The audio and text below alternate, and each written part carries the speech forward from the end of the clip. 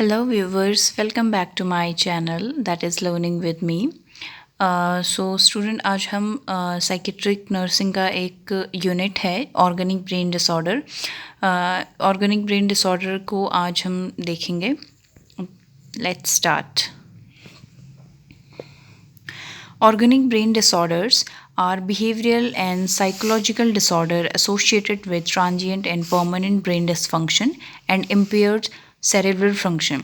तो देखो स्टूडेंट्स, क्या होता है, जितने भी ऑर्गेनिक ब्रेन डिसऑर्डर्स हैं वो बिहेवियरल एंड साइकोलॉजिकल एक ऐसे डिसऑर्डर्स हैं जो कि हमारे ट्रांजिएंट इट मीन्स कि पार्शियल और परमानेंट ब्रेन डिसफंक्शन की वजह से हो सकते हैं और इम्पेयर्ड सेरेब्रल फंक्शन की वजह से इनमें जो है ब्रेन का डिसफंक्शन हो सकता है।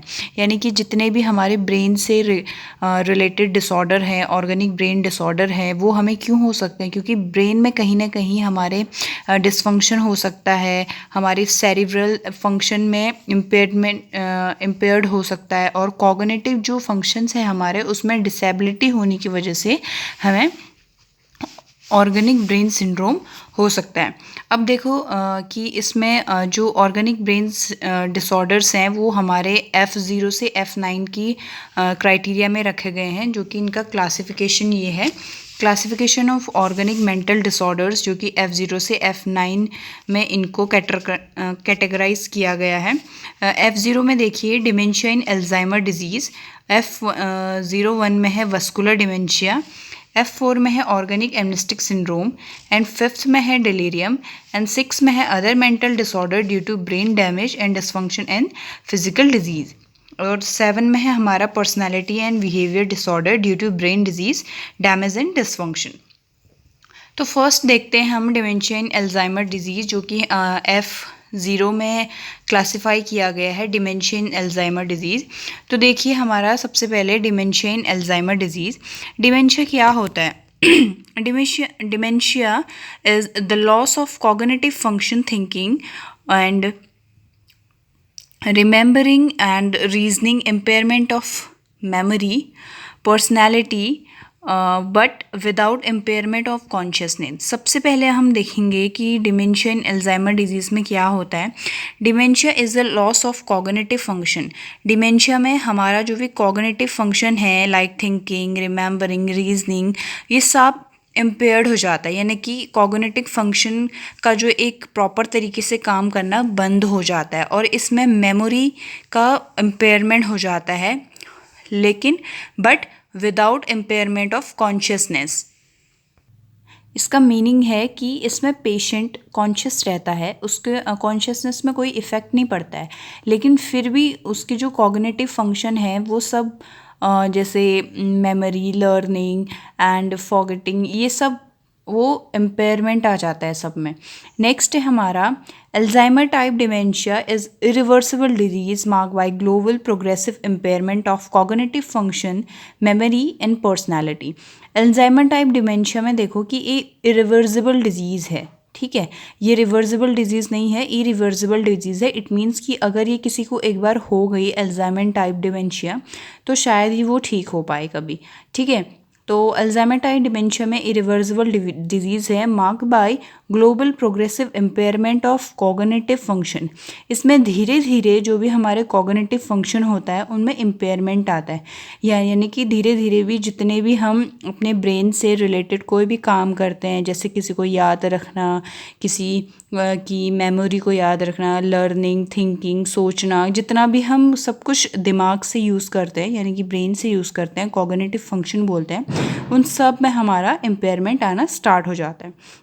अब देखिए डिमेंशिया डिमेंशिया देखते हैं। Dementia is made up of 2 words, that is de and mentia. De meaning is going down and mentia is cognitive activity and mental ability. Dementia को हम क्या बोलते हैं? क्रोनिक ऑर्गेनिक ब्रेन सिंड्रोम भी बोलते हैं और chronic organic mental disorder is also known as, ठीक है। डिमेंशिया को हम chronic organic brain syndrome and chronic organic mental disorders, क्यों इसको क्रोनिक बोला जाता है? क्योंकि ये एक प्रोग्रेसिव डिजीज़ है, एक लंबे समय तक चलते रहती है। अब देखिए डिमेंशिया जो प्रॉपर एक डिमेंशिया है उसकी डेफिनेशन क्या है. It is a chronic organic brain syndrome which is characterised by progressive memory loss and decrease learning activity and personality. देखिए मैंने ऊपर आपको बताया था कि dementia is known as chronic organic brain syndrome. तो देखिए यहाँ पर भी डेफिनेशन में यही है, क्रोनिक ऑर्गेनिक ब्रेन सिंड्रोम है जिसका मेन कैरेक्टरिस्टिक है progressive memory loss. It means कि recent to remote memory. Progressive memory loss का मतलब है कि धीरे धीरे ये मेमोरी उसकी लॉस होते चले जाएगी. ठीक है, अगर मेमोरी लॉस होगी तो डिक्रीज लर्निंग एक्टिविटी भी डिक्रीज होंगे. डिक्रीज होने की वजह से पर्सनालिटी में भी इम्पेयरमेंट आने लगेगा. अब देखिए रिसेंट टू रिमोट जो हमने यहाँ पे बोला था, recent to remote, it what is the meaning. इसका मीनिंग है रिसेंट टू रिमोट का मतलब मीनिंग है जैसे पेशेंट है उसकी मेमोरी लाइक होती है, जैसे पेशेंट ही नहीं हर कोई भी हो, जैसे उसकी मेमोरी होती है लाइक चाइल्डहुड की, बचपन की जो यादें होती हैं, उसके बाद थोड़े बड़े होकर जब वो अडल्ट होता है, उसके बाद थोड़े बड़े होकर, और जितनी भी हमारे होल लाइफ की जो जितनी भी यादें होती हैं उसमें क्या होता है कि प्रोग्रेसिव मेमोरी लॉस होने लगती है. लेकिन इसमें डिमेंशिया में प्रोग्रेसिव मेमोरी लॉस होती है. It means recent to remote. Recent to remote मतलब वो सबसे पहले जो भी मेमोरी है वो विद इन 1 वीक की मेमोरी को भूल जाएगा. यानी कि 1 वीक पहले मैं कहाँ गया था और मैंने किससे बात करी थी, मेरे लाइफ में क्या हुआ था, ये रिसेंट वाली जो मेमोरी है वो फॉरगेट हो जाएगा. उसके बाद वो memory loss with in 1 month, उसके बाद 1 मंथ की मेमोरी लॉस हो जाएगी, देन 1 ईयर्स. तो ऐसे ऐसे करके पेशेंट में क्या है रिसेंट टू रिमोट होते रहता है. नाउ अब हम देखते हैं डिमेंशिया के causes. There is a 2 main causes of dementia, that is irreversible and reversible. Irreversible जो कि 85% जो मेनली होते हैं इरिवर्सिबल, इनको बोलते हैं हम जनरेटिव कॉजेज़ भी बोलते हैं. नेक्स्ट है second one is reversible causes जो कि 15% हमारे कंट्री में पाया जाता है.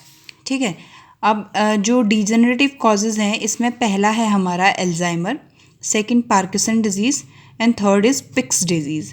ठीक है, इन तीनों डिजीज़ के बारे में मैं आपको अच्छे से एक वीडियो में दोबारा से एक्सप्लेन करूँगी. और रिवर्सिबल डिजीज़ में हम देखते हैं जैसे टॉक्सिंग है, और जैसे डेवलपिंग कंट्री लाइक इंडिया में इसको मेनली हाइपोथायराइडिज्म की वजह से एक मेन माना गया है.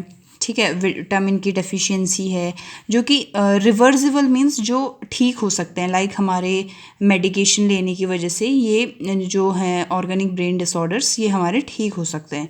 और मेटाबॉलिक डिसऑर्डर्स हैं, इन सारे जो रिवर्सिबल कॉजेज़ हैं इनको हम मेडिकेशन से, लाइक जैसे विटामिन की डेफिशिएंसी, विटामिन्स की हम गोली टैबलेट्स लेके, हाइपोथायराइडिज्म है तो हम हार्मोनल थेरेपी लेके इन कॉजेज़ को हम क्योर कर सकते हैं.